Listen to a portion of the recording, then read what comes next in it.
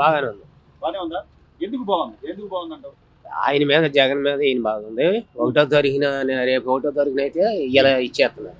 రేపు ఆదివారం వస్తుందని ఇచ్చేస్తున్నారు. ఏం పేసి లేదు, బాగానే ఉంది. రోడ్లు గీట్లు అన్ని బాగు చేస్తున్నారు. అన్ని మంచి చెడు అంతా. జగన్ గారు నేను బాగా చేశాను, మీరందరూ సన్మానం చేయాలి, నేను ఎంతో మంచి ఆయన అట్టా చెప్తారులేండి. నిజంగా అంత మంచి పాలన అందిస్తే 11 సీట్లు వచ్చాయంట. ఎందుకు వచ్చాయి? ఇంకెక్కువే వచ్చాయి. అప్పుడు రోడ్లు కానీ ఇవన్నీ ఎలా ఉన్నాయి బాబు? రోడ్లు బాగోలు అప్పుడు. ఇప్పుడు బాగానే ఉన్నాయి. ఉద్యోగాలు కానీ పిల్లలు అప్పట్లో గంజాయికి అలవాటు పడిపోయి పిల్లలు ఈ రోడ్ల మీద ఎంత తిరిగేవాళ్ళు. అవును. ఇప్పుడు కనపడుతున్నారా ఎవరన్నా? ఇప్పుడు కనపడుతుంది. ప్రభుత్వంలో బాగా చేస్తున్నాడు. బాగానే ఉన్నాడు చంద్రబాబు. బాగానే ఇది బాగానే చేస్తున్నాడు. అంటే ఇంకా 5 ఏళ్ళు ఉండాలంటావా? లేకపోతే జగన్మోహన్ రెడ్డి గారు చెబుతున్నట్టు నేను 5 ఏళ్ళ తర్వాత నేను వస్తాను? ఆయన రావడం జరగదు. లేదు, ఆ ఊపు లేదు. కట్టుకున్న ఇల్లు కూడా ఇసుక కూడా ఆపు చేసేసి కూలీలు ఎంత బాధ. ఇప్పుడు కూలీలు అందరూ బతుకుతున్నారు. ఇసుక వదిలాడు, అయిపోయింది. తీసుకెళ్ళమంటున్నారు. కూలీలు కూడా బతుకుతున్నారు. వస్తున్నారు. దొరకటం అంటే ఎక్కడెక్కడ దేశం మన ఆంధ్ర వచ్చి బతుకుతున్నారు. ఇప్పుడు గతంలో చంద్రబాబు నాయుడు ఉన్నప్పుడు ఈ దసరా వచ్చినా సంక్రాంతి వచ్చినా ఏదైనా చంద్రన్న కానుక అని చెప్పి ఇచ్చేవాళ్ళు. ఇప్పుడు జగన్మోహన్ రెడ్డి గారు వచ్చిన 5 ఏళ్ళలో ఉందా? లేదు లేదు. అదేలే మంచిదే. నేను చెబుతున్నాను కదా పెద్ద అని.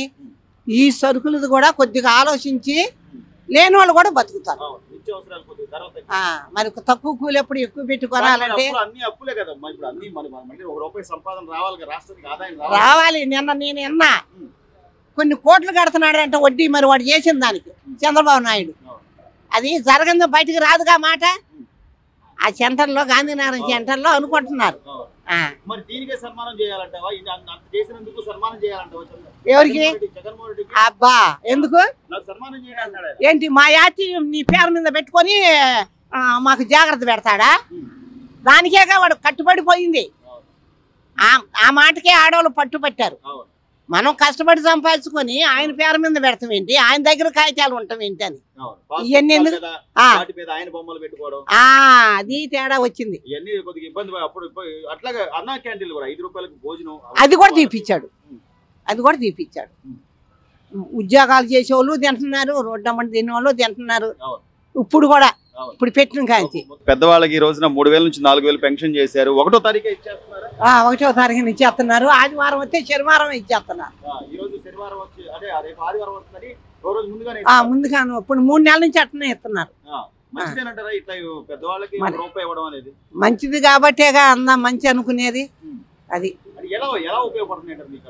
ఏమనంటే ముసలాళ్ళం ఇప్పుడు నాకు ఇగో చేతికి పంచిరా, 2 కాళ్ళకు పంచిరా, అవి ఇవ్వబట్టి ఏదో గింజ నీళ్ళు ఏదో కాసుకొని తాగుతున్నాం.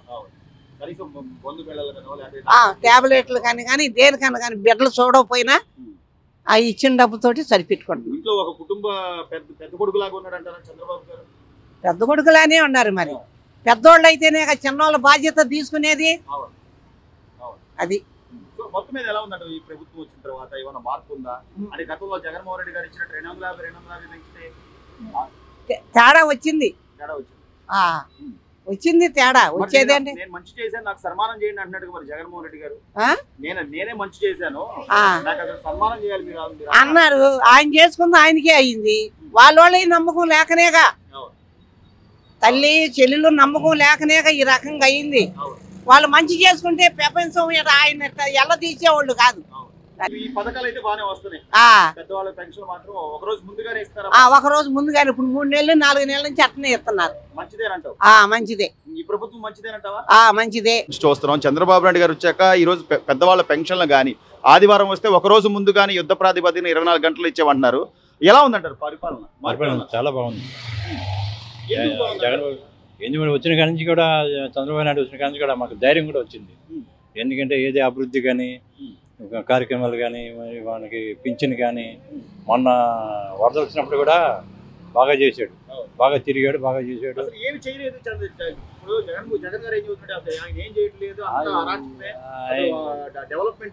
సర్వనాశం చేశాడు. బుడిమేరు ఒకప్పుడు ఊడిపోయింది జగన్ ఉన్నప్పుడు. చంద్రబాబు నాయుడు వచ్చాక బుడిమేరు బాగా చేశారు. 5 సంవత్సరాలు రోజు బుడివారి వైపు తిరుగుతూ ఉంటాను నేను. సైకిల్ వేసుకుని డ్యూటీకి వెళ్తే వస్తుంట ఆ ట్యూటాకి ముడిచి చండాలం అయిపోయింది. చంద్రబాబు నాయుడు వచ్చాక అది బాగుపడింది.